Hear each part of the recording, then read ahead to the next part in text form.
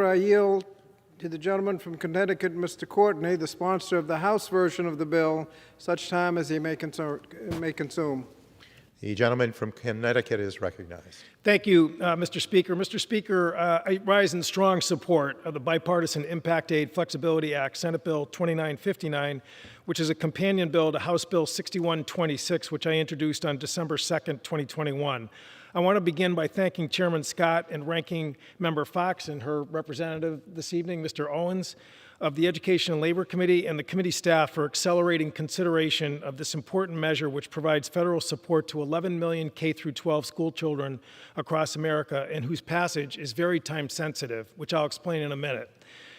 Mr. Speaker, Federal Impact Aid is our nation's oldest K-12 federal education program. Impact Aid has its origins in 1821, when Congress first authorized support for schools to educate military-dependent children.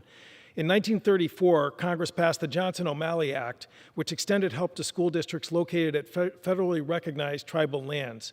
Congress recognized that, like military school districts, kids residing on Native American tribal lands, which were not subject to state or local taxation to fund schools, deserved assistance. In 1950, President Harry Truman signed into law the statutory framework for Impact Aid, which still stands today.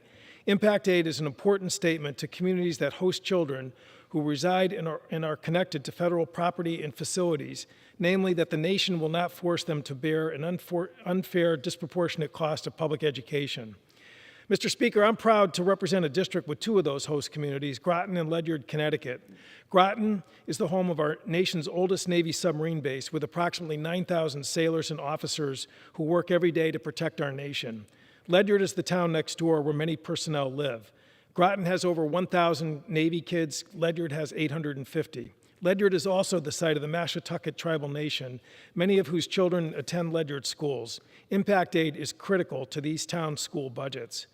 The bill before us addresses an urgent logistical problem with Impact Aid unless we act, which will harm military and tribal districts all across the country, namely the obstacle created by COVID to get an accurate head count of eligible students, which must be filed with the U.S. Department of Education by January 31st, 12 days from now. And that, again, is the time-sensitive urgency this evening. Military and tribal districts across the country have reported that COVID restrictions has slowed down the paperwork process, and this hindrance will result in an undercount and thus an artificially low federal reimbursement. The Impact Aid Flexibility Act will solve this problem in an elegant way by simply carrying over last year's student census, thus ensuring that no Impact Aid district will be harmed financially. This is a one-year fix, the same as the fix that last Congress passed in December 2020, the Impact Aid Coronavirus Relief Act, which I sponsored with my Republican colleague Dusty Johnson of South Dakota. Mr. Speaker, this vote is being watched nervously by school officials and military staff all across the nation, such as Groton School Superintendent Susan Austin, Ledyard Superintendent Jason Hartling, and Miranda Chapman, the Navy School Liaison Officer at Groton Subbase, New London, who have worked with the National Association of Federally Impacted Schools, and I salute them and all their colleagues across the country for their work raising this issue before Congress.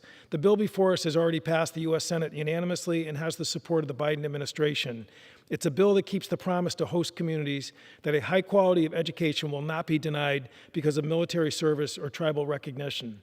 I urge the House to pass this bill tonight with an overwhelming vote of confidence and thanks for those who wear the uniform of this country and our tribal nations and their families. I yield back. The gentleman from Connecticut yields back. The gentleman